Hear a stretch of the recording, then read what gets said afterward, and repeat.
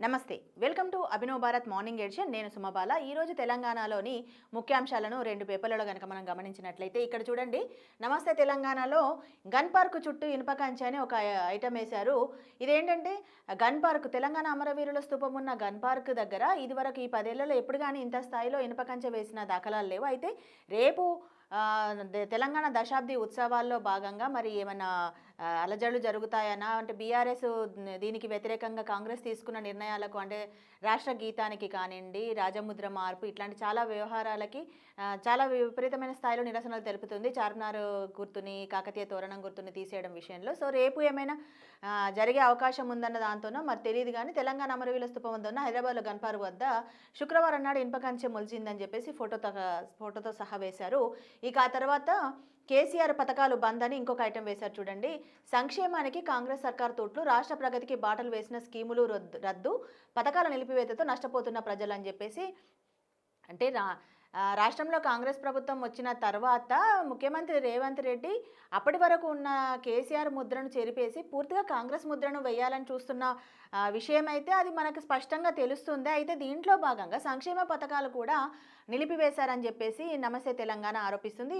దానికి సంబంధించి ఇక్కడ చూడండి, అంతర్జాతీయ ప్రశంసలు దక్కిన పథకాలకు మంగళం పాడిందని KCR kit, nutrition kit, CM breakfast అన్ని బంద్, దళిత బంధు, బీసీలకు 1,00,000, విదేశీ విద్యానిధి మాయం, పల్లె ప్రగతి, పట్టణ ప్రగతి, సాగునీటి ప్రాజెక్టులకు అదే గతి, కేసీఆర్ ఆనవాళ్ళు చేర్పేయాలన్న ఆలోచనే కారణమా అని చెప్పేసి ఇక ఇది ఒక ఐటము వేసింది.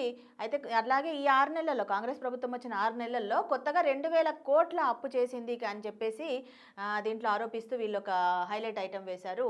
ఇక ఇంకో దగ్గరికి వస్తే దీనికి సంబంధించి, అంటే తెలంగాణ రాష్ట్ర ముద్రకు సంబంధించే వరంగల్లో కోర్టు న్యాయవాదులు నిరసన తెలిపిన దాన్ని ఐటమ్ వేశారు. తోరణం తొలగిస్తే రణమే, అంటే మేము యుద్ధం చేస్తాం ఊరుకోము, తెలంగాణకి కాకతీయ తోరణం అనేది ఎప్పటి నుంచో మనకు ఒక సింబాలిక్గా ఉంది, ఒక ఎమోషనల్ అటాచ్మెంట్ కూడా. దాన్ని తొలగించడం అనేది నిజానికి అంత కరెక్ట్ విషయం కాదనేది కూడా చాలామంది ఒప్పుకునే వాస్తవం.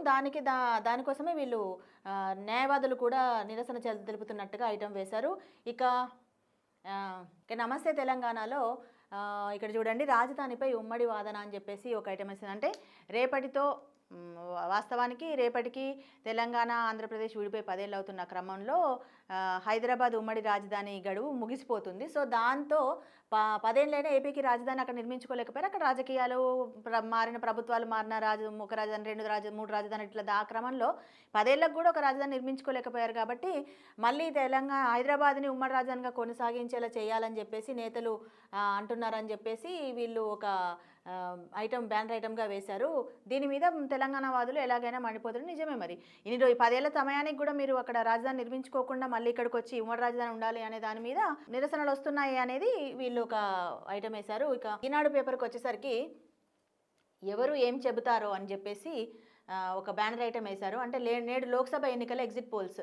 ఇవాళ లోక్సభ ఎన్నికల తుది దశ పోలింగ్ ముగియగానే 6:30 నుంచి ఎన్నికల ఎగ్జిట్ పోల్స్ మొదలైపోతాయి. అయితే ఇదివరకు ఎగ్జిట్ పోల్స్ అంటే ఎట్లా ఉండేదంటే 1, 2 హిందూ కానీ అట్లాంటి సంస్థల బాగా క్రెడిబిలిటీ ఉన్న సంస్థలు చేసేవి. దాంట్లో దాదాపుగా ఎవరు ఏంటి ఎట్లా అనేసి, ఎంత ఓటింగ్ పర్సంటేజ్ ఉంది, మహిళలు ఎంత వేశారు, యువకులు ఎంత వేశారు, ఏ ఏరియాలో ఎంత ఓటింగ్ పర్సెంట్ అయింది, దీనివల్ల ఎట్లా అని చెప్పేసి ఒక మంచి చక్కటి అనాలిసిస్తో ఎగ్జిట్ పోల్స్ కానీ అట్లా వచ్చేవి, అనాలిసిస్ వచ్చేది. దాన్ని బేస్ చేసుకుని దాంతో కొంచెం నమ్మకంగా కూడా ఉండేది. కానీ ఇప్పుడు ఏం జరుగుతుందంటే ప్రతి ఒక్కరు ఎగ్జిట్ పోల్స్ రిలీజ్ చేసిన ఎన్నో చాలా సంస్థలు, ప్రతి ఛానల్ ఎగ్జిట్ పోల్స్ రిలీజ్ చేసేది. అందరు పార్టీలు ప్రైవేట్గా ఎగ్జిట్ పోల్స్ చేసుకుంటాయి, వ్యక్తులు చేస్తారు. ఎగ్జిట్ పోల్స్ మీద కూడా బెట్టింగ్లు జరుగుతున్న, అంటే వీళ్ళు చెప్పిన ఎగ్జిట్ పోల్స్ కరెక్టా, వాళ్ళు చెప్పిన ఎగ్జిట్ పోల్స్ కరెక్టా అని చెప్పేసి బెట్టింగ్ జరుగుతున్న సందర్భాలు కూడా చాలా కనిపిస్తున్నాయి మనకి.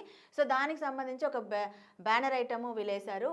సాయంత్రం 6:30 తర్వాత వెళ్ళి ఎవరు ఏం చెప్తారు, అంటే ఏ ఎగ్జిట్ పోల్ ఏం చెప్తుందో అన్నట్టుగా వీళ్ళు ఐటమ్ వేశారు.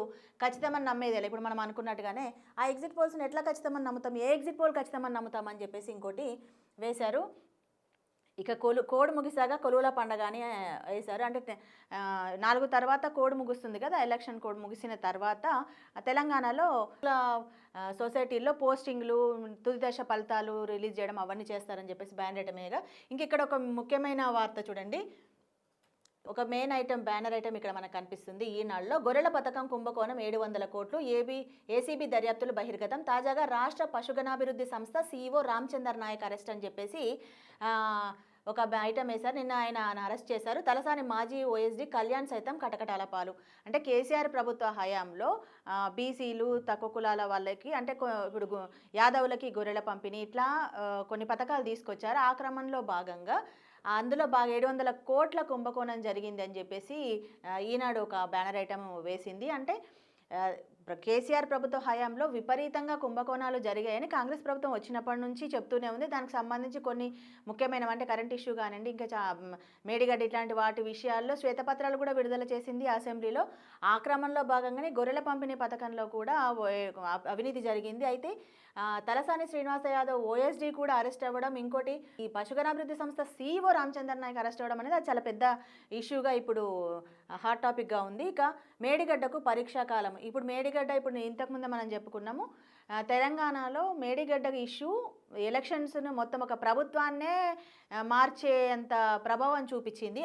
దానికి సంబంధించి ఈ ఇన్వెస్టిగేషన్లు అంటే ఎందుకు జరిగింది, ఎలా జరిగింది, ఆ కుంగుబాటు కారణం ఏంటి, పగుళ్ళ కారణం ఏంటి అని ఒక ఇన్వెస్టిగేషన్ కమిటీని ఏర్పాటు చేశారు. అయితే ఆ ఇన్వెస్టిగేషన్ కమిటీ రిపోర్ట్ ఇవ్వడానికి 4-5 నెలల సమయం పట్టే అవకాశం ఉందట. అంటే 4-5 నెలల సమయం పడుతుంది అంటే ఇప్పుడు ఈ టైం ఇప్పుడు వచ్చిన వర్షాలు వచ్చిన వాటర్ డైరెక్ట్గా బయటికి వెళ్ళిపోయేటట్టు అక్కడ నిల్వ ఉండకుండా వెళ్ళిపోయేటట్టు చేసినా కూడా ఇంకా ప్రాణహిత నుంచి కనుక మనకు అక్కడ వాటర్ ఎక్కువైపోయి అక్కడి నుంచి వాటర్ వస్తే దాన్ని ఎట్లా చేయాలి అనేది ఒక పెద్ద ప్రశ్నార్థకంగా ఉన్న సమస్య. ఇప్పుడు ఇది 4-5 నెలలు పడుతుంది ఎట్లా అనేది ఇప్పుడు దానికి సంబంధించి ఒక ఇన్వెస్టిగేటివ్ రిపోర్ట్ లాగా ఈనాడు వేసింది.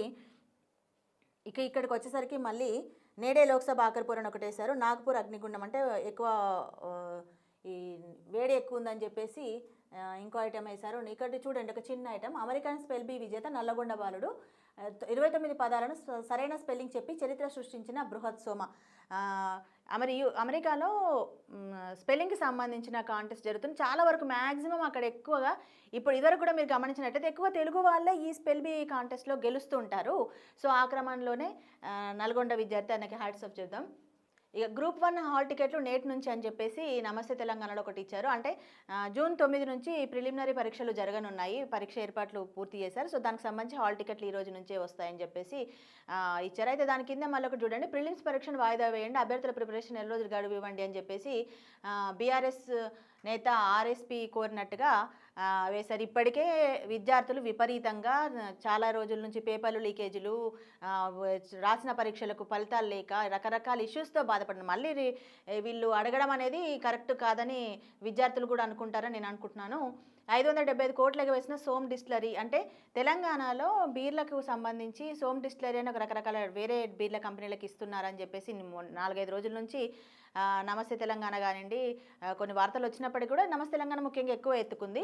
దాంట్లో భాగంగా క్రిషాంక్ రెడ్డి ఏమంటున్నారంటే కర్ణాటక మధ్యప్రదేశ్ ప్రభుత్వానికి ఆ సోమ్ డిస్టిలరీ 575 కోట్లు ఎగవేసింది. మరి ఇప్పుడు తెలంగాణ ప్రభుత్వం దాన్ని తీసుకొస్తే తెలంగాణ ప్రభుత్వానికి ఎగవేయదని నమ్మకం ఏంటి అని చెప్పేసి వాళ్ళ అడుగుతున్నారు.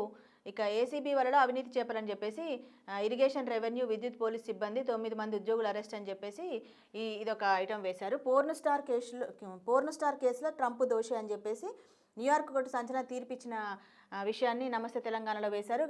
దానికి సంబంధించిన ఐటమే ఈనాడులో కూడా డొనాల్డ్ ట్రంప్ దోషి అని చెప్పేసి హ్యాష్మనీతో ముడిపడిన 34 కేసుల న్యూయార్క్ కోర్టు చారిత్రాత్మక తీర్పని జూలై 11న శిక్ష ఖరారు. మహాపరాధిగా తేలిన అమెరికా తొలి మాజీ అధ్యక్షుడు. అంటే ఇప్పటి వరకు ఇలాంటి కేసు ఎదుర్కొన్న అమెరికా అధ్యక్షుడు ఎవరు లేరు. సో మాజీ అధ్యక్షుడు ఇట్లాంటి కేసులు చిక్కుకున్నారని చెప్పేసి తెలంగాణలో ఏసీ బరిలో అవినీతి చేపలని ఇచ్చిన ఐటమ్. ఇక్కడ కూడా అనిషాకు చిక్కిన ట్రాన్స్కో ఏసీ, పట్టుబడిన వాళ్ళు DEAE, మరో కేసులో పట్టుబడ్డ కుషాయిగూడ ఇన్స్పెక్టర్ SI అని చెప్పేసి లంచగొండి అవినీతి, లంచగొండి ఇట్లాంటి విషయాలు పట్టుబడ్డారని చెప్పేసి ఒకటేసారి. ఇక్కడికి వచ్చేసరికి నడక, జపం, ధ్యానం అని ప్రధాని నరేంద్ర మోడీ నిన్నటి నుంచి ధ్యానంలో ఉన్న సంగతి తెలిసిందే.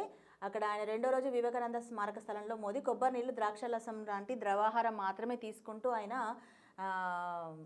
ధ్యానం చేస్తున్నారని. ఇక నేటితో ముగియను 45 గంటల కార్యక్రమం. ఈ రోజుతో ఆయన ధ్యానానికి సంబంధించిన అది పూర్తవుతుందని చెప్పేసి వీలేశారు. ఇక్కడ ఇంకా తెలంగాణకు సంబంధించి కొండగట్టు అంజన్న సన్నిధి కోలాహలంగా మారిందని చెప్పేసి కొండగట్టు అంజన్నకు తెలంగాణ నుంచి ప్రతి ఏటా భక్తులు ముడుపులు కట్ట అంటే మాల వేసుకుని అట్లా చేస్తారు. సో మాల విరమణ కోసం దీక్షాపరులు వేచి ఉన్నారని ఒక ఫోటోతో సహా పెద్ద ఐటెం వేసింది ఈనాడు.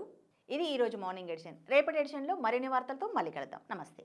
నాయకులారా, మీ పనితనం మీ అధినాయకులకు తెలియజేయాలనుకుంటున్నారు. ప్రజలారా, మీ సమస్యలను మీ నాయకులకు తెలియజేయాలనుకుంటున్నారు. ప్రజా సమస్యల పరిష్కార వేదిక మీ అభినవ్ భారత్.